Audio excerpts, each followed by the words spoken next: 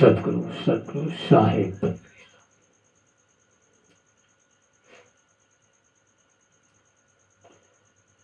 किसान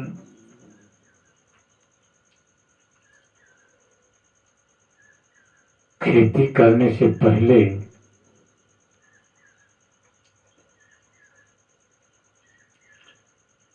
किस बात का ध्यान रखता है कि खेत में क्या सावधानी बरतनी चाहिए, तब उस खेत से हमें लाभ मिलता है, अच्छी फसल होती है, अच्छा बीज जगता है।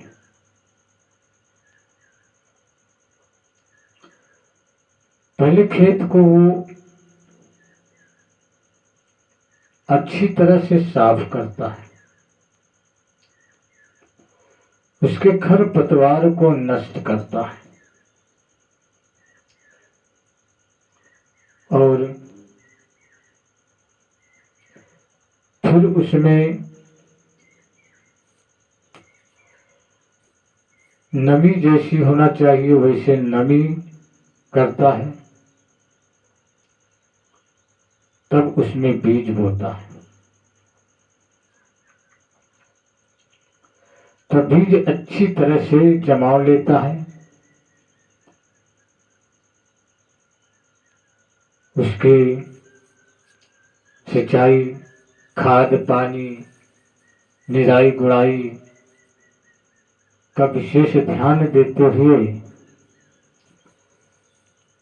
खेती करता है, तो उसकी फसल अच्छी होती है और पैदावार भी अच्छी होती है। कितने समय पर क्या उसमें चाहिए, क्या करना चाहिए, इस पर ध्यान देता है, तब उसे लाभ मिलता है। ऐसे जीवन में हमें यदि शांति चाहिए, सुख चाहिए, तो उसी खेत की तरह अपने स्वयं के अंतःकरण रूपी खेत में अर्थात इस मन रूपी खेत में भी सावधानी बरतनी पड़ती है, क्योंकि इसमें भी बहुत से खरपतवार है, विकार हैं, जो हमारी शांति को भंग करते हैं और हमारे सुख में बाधा डालते हैं। उन खरपतवारों को हमें साफ करना चाहिए। जब वो खरपतवार साफ हो जाते हैं, तभी हमारी जो भक्ति होती है वो सफल होती है, उसका लाभ मिलता है। और जब तक वो खरपतवार साफ नहीं होता, तब तक हमारी भक्ति का भी लाभ नहीं मिलता है और हमारी शांति भंग होती रहती है। तमाम तरह के विकार आते रहते हैं, ऊट पटांग होते रहते हैं, हमारा मन, दिमाग, बुद्धि इधर उधर भगती रहती है। कभी साहब ने लिखा है, आपा तजे हरि भजे, नखशिक तजे विकार। सब जीवन से निर्वैर रहे, साधु मता है सार। आपा तजे हरि भजे। आपा शब्द अहंकार का है, अपनापन का है। अहंकार जीवन में सबसे बड़ा खरपतवार है और स्वयं का दुश्मन है, स्वयं को बर्बाद कर देता है। अहंकार से क्रोध पैदा होता है और क्रोध जब हो जाता है तो बुद्धि का विनाश हो जाता है, बुद्धि भ्रष्ट हो जाती है, सोचने समझने की सही शक्ति नहीं रह जाती है। और जब बुद्धि भ्रष्ट होती है तो सही मार्ग नहीं मिलता है, सही मार्ग से भटक जाते हैं और पतन की ओर चले जाते हैं। गीता में कहा है, क्रोधादि भवति सम्मोहा सम्मोहात् स्मृति भ्रंशादि बुद्धिनाशो बुद्धिनाशात् प्रणश्यति। अर्थात जब कोई कामना पूरी नहीं होती तो क्रोध पैदा होता है, और जब क्रोध हो जाता है तो बुद्धि का नाश होता है, और जब बुद्धि नाश हो जाती है तो सही समझ खत्म हो जाती, सही समझ नहीं रह जाती, सही मार्ग भटक जाता है मनुष्य। और जब भटक जाता है तो वो इधर उधर की बातों में लग जाता है और इधर उधर के बे मतलब के काम करना शुरू कर देता है, जिसमें कि उसका विनाश हो जाता है। इसलिए कहा सामने आपा तजे, सबसे पहले अपने अंदर के अहंकार को त्याग कर दो। जिसने अहंकार किया है वो पतन की ओर चला गया है, उसका ज्ञान नष्ट हो गया है। रावण जैसा बुद्धिमान, ज्ञानी, बलशाली और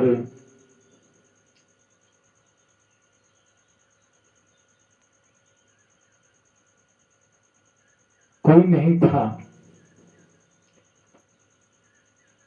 जबकि इतना ज्ञानी, बुद्धिमान, बलशाली, ताकतवर, धनवान सब कुछ था, राज्य था, सब था, लेकिन उसके अंदर ये अहंकार था। अपने बल का अहंकार था, रूप का अहंकार था, धन का अहंकार था, सेना का अहंकार था, ज्ञान का अहंकार था। ये सब अहंकार था, जिस अहंकार के कारण उसकी बुद्धि खराब हो गई, और उसकी बुद्धि भ्रष्ट हो जाने से उसका क्या परिणाम निकला? सीता का हरण किया। परिणाम निकला कि राज्य नष्ट हुआ, स्वयं मारा गया, उसका परिवार भी मारा गया, सब नष्ट हो गया, पतन की ओर चला गया। जिन जिन लोगों के अंदर अहंकार आया है, कंस को देखो, उसको अहंकार आया, वो भी मारा गया। और महाभारत का युद्ध क्यों हुआ? अहंकार के बदौलत हुआ था।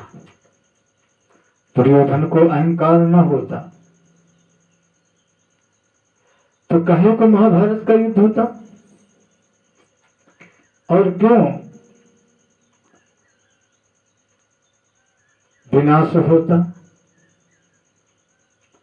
लेकिन अहंकार हुआ, मारे गए, विनाश हुआ। आज भी संसार में जो भी अहंकारी व्यक्ति है, एक दिन उसका भी पतन होता है, एक दिन वो भी मारा जाता है। स्वयं देखते हो आपके सामने कितने बड़े बड़े अहंकारी गुंडे सब मार दिए जाते हैं। तो ये अहंकार रूपी खरपतवार जीवन को पतन करने में बहुत बड़ा बाधा होता है। इसलिए सबसे पहले हमें अपने अंदर का अहंकार मिटाना चाहिए। और बिरला ही ऐसा मनुष्य है जो पूर्ण अहंकार से मुक्त हो। नहीं, किसी न किसी प्रकार का अहंकार हर मनुष्य के अंदर है। किसी के पास रूप का अहंकार है तो बल का अहंकार है, किसी को धन का अहंकार है, किसी को यहां तक कि साधु संतों में भी बहुत से अहंकारी पड़े हैं, अपने ज्ञान का अहंकार लिए घूमते हैं,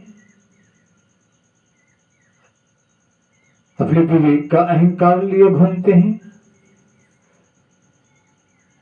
लेकिन ये सब एक दिन नष्ट होने वाला है। रूप भी नहीं रहता, बल भी नहीं रहता, धन भी नहीं रहता, सेना भी नहीं रहती, राज्य भी नहीं रहता। एक दिन ज्ञान भी नहीं रहता है, वो भी नष्ट हो जाता है। तो सब नाशवान नष्ट होने वाले हैं, इन पर क्या अहंकार करें? क्यों इनके प्रति हम अपने को बर्बाद करें? 7 दिन का हफ्ता होता है, वैसे 7 दिन की 7 वर्ष का जीवन होता है। 7 वर्ष में हर मनुष्य के जीवन की प्रकृति बदल जाती है, उसका रूप बदल जाता है, उसका रंग बदल जाता है, उसकी बुद्धि भी बदल जाती है। हर चीज 7 वर्ष के बाद उसका परिवर्तन होता है। तो किस बात का अहंकार?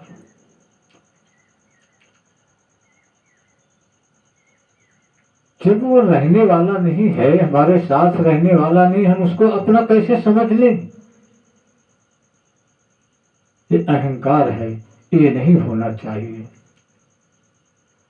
तो साहब इसीलिए कहते हैं कि आप सबसे पहले अपने अंदर के अहंकार रूपी, अपनापन रूपी विकार को दूर कर दो। सबसे बड़ा खरपतवार ये अंतःकरण रूपी खेती में है, मन रूपी खेती में है। इनको अपने मन से बाहर कर दो, अलग कर दो। फिर कहते आपा तुझे हरि भजे। हरि हरि कहते हैं हरण करने वाले को, जो हमारे अंदर के विकारों को हरण कर देता हो, वो हरि है। जैसे खेत के विकारों को हरण करने वाला किसान होता है, किसान उसके खरपतवार को हरण करता है, निकालता है, तो खेत का वो हरि है। ऐसे हमारे अंतःकरण के, हमारे मन में जो विकार हैं, खरपतवार हैं, उनको जो हरण कर दे वही हरि होता है। और उन खरपतवारों को हरण कौन करता है? हमारे सद्गुरु। वही हमें तो हमारे अंदर के विकारों को दूर करा देते हैं। जब उनकी शरणागति में हम होते हैं तो हमें स्वच्छ कर देते हैं, हमारे मन को स्वच्छ कर देते हैं, निर्मल कर देते हैं। निर्मल मन जब हो जाता है, विकारों से रहित हो जाता है, तो वो शांत हो जाता है। और शांति में ही सबसे बड़ा सुख है। अशांति जिस घर में होगी, जिस गांव में होगी, जिस देश में होगी, वो न कभी देश सुखी होगा, न वो घर सुखी होगा,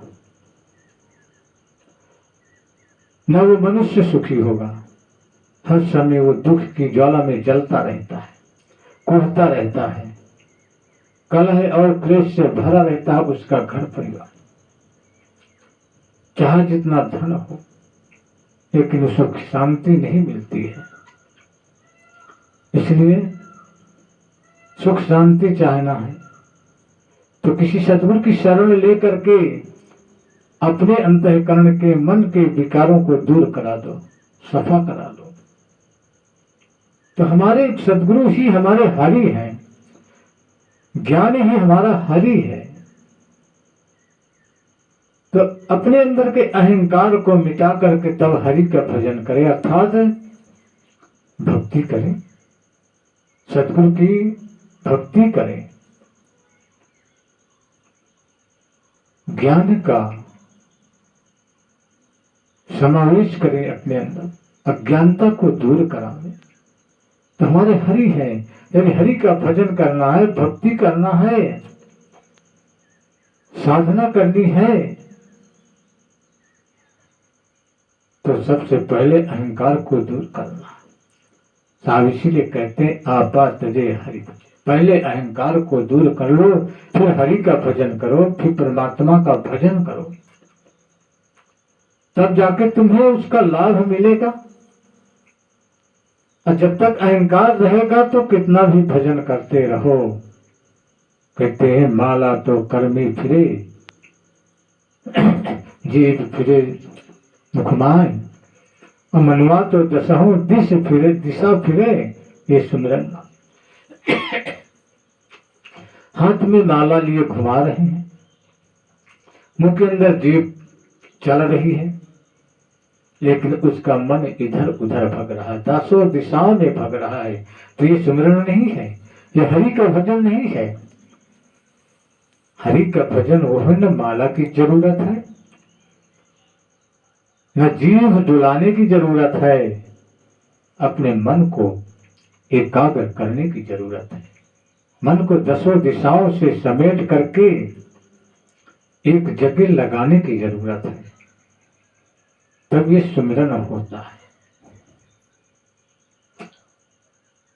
नहीं तो जीवन भर माला फेरते रहे, युगों युग से फेरते चले आए, आज तक माला का फेरना नहीं बंद हुआ। माला फेरत युग गया, गया न मन का फेर, कर का मन का डालते, मन का फेर। एक दिन की बात नहीं, एक युग की बात नहीं। सतयुग बीत गया, त्रेता बीत गया, द्वापर बीत गया, कलयुग भी तो जा रहा है। अभी तक माला का फेरना बंद नहीं हुआ। क्यों? क्योंकि अभी तक जिस लिए माला फेरते हैं वो मिला नहीं।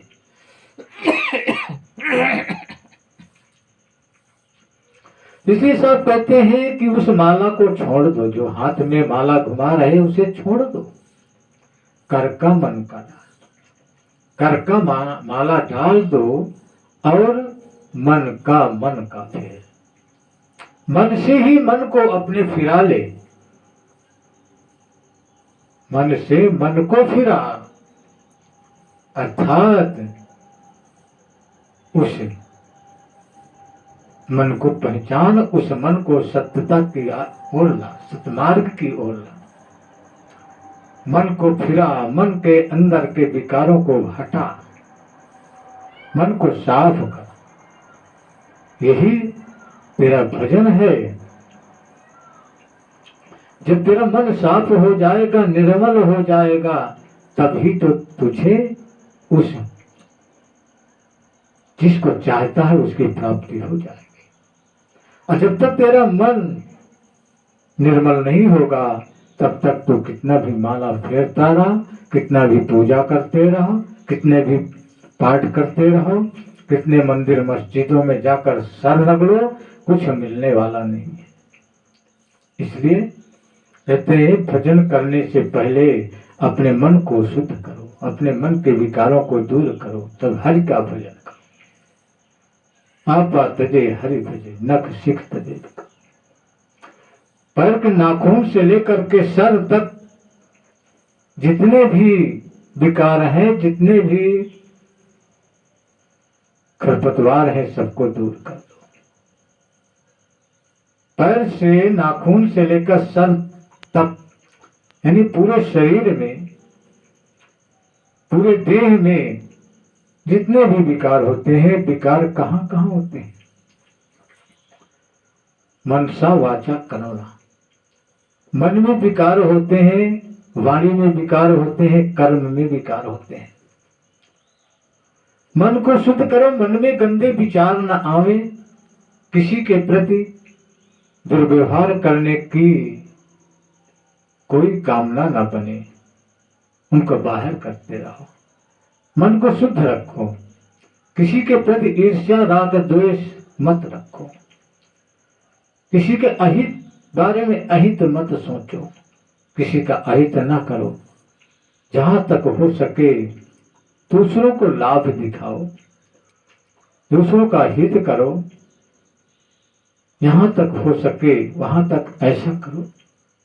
ये मन के विकार हैं, मन को दूर करो।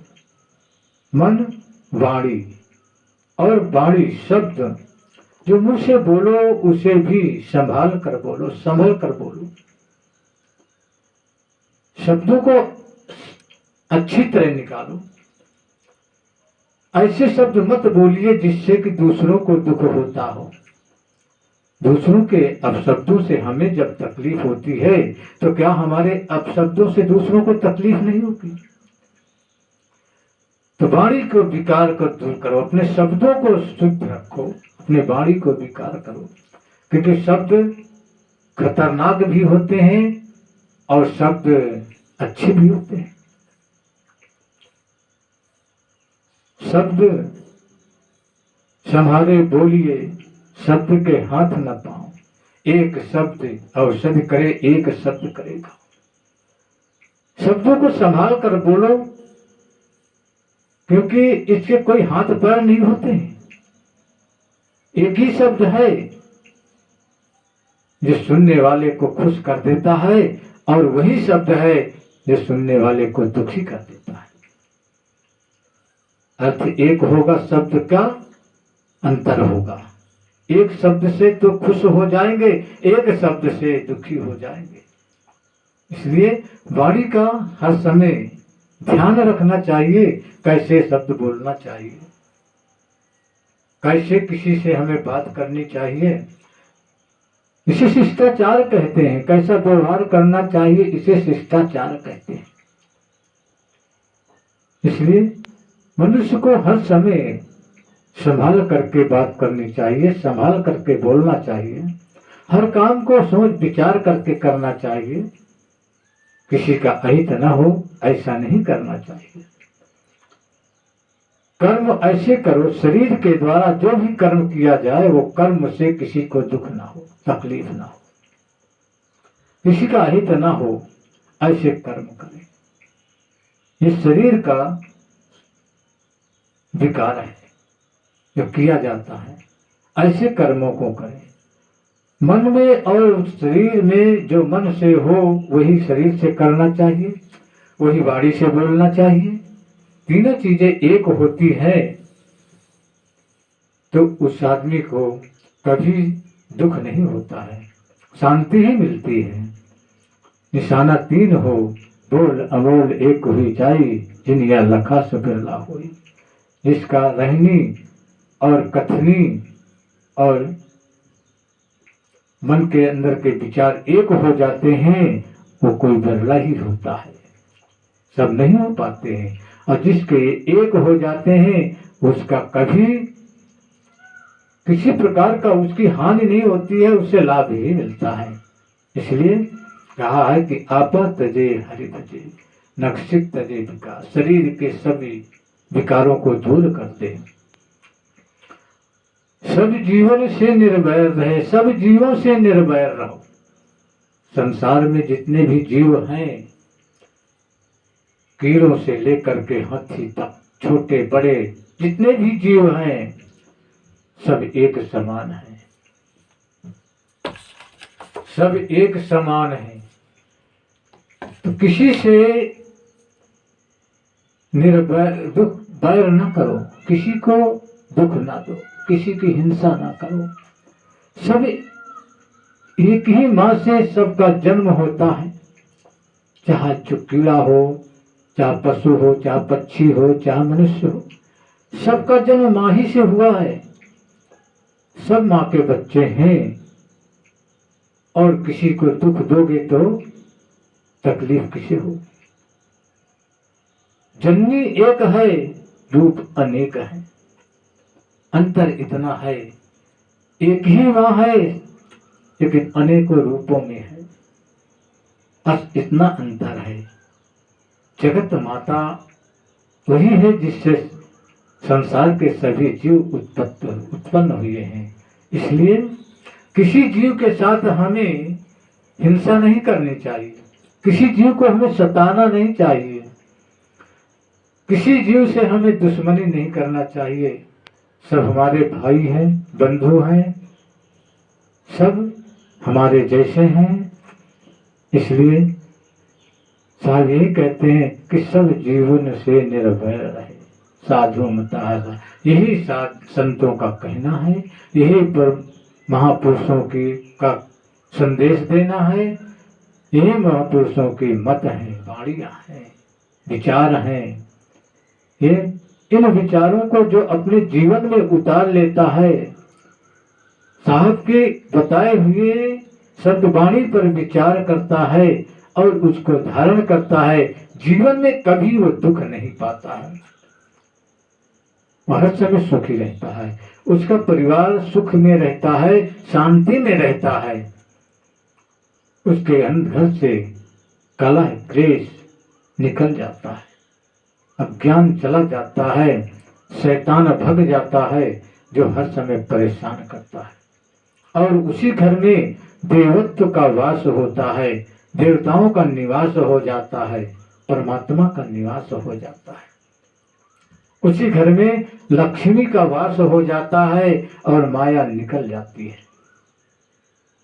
जिस घर में लक्ष्मी होगी वो घर सुखी होगा, और जिस घर में माया होगी वो घर हर समय दुखी रहता है, खाता है पीता है सब कुछ करता है, लेकिन उसके मन में शांति नहीं रहती है। इसलिए साहब के इन बातों को, इन मंत्रों को जो अपने जीवन में उतार लेता है, उसका जीवन हर समय सुखी रहता है, शांति में रहता है और परम धाम की ओर ही उसका मार्ग बना रहता है, परमात्मा की ही ओर वो गमन करता है और जीवन का उसका सदुपयोग हो जाता है, दुरुपयोग नहीं होता है। ये मेरे शब्द पर विचार करें, सभी साहब के शब्दों पर विचार करें और यदि अच्छे लगे है तो कमेंट में लिखें, सब्सक्राइब करें, लाइक करें। ये जो ऐसा करेगा साधुवाद का आशीर्वाद मिलेगा और वो भक्ति से परिपूर्ण होगा। इन्हीं शब्दों के साथ अपनी वाणी को विराम करते हुए और सबको मैं साधुवाद का आशीर्वाद देते हुए धन्यवाद करता हूँ। साहेब बंदगी, साहेब बंदगी, साहेब बंदगी, साहेब। सद्गुरु सद्गुरु।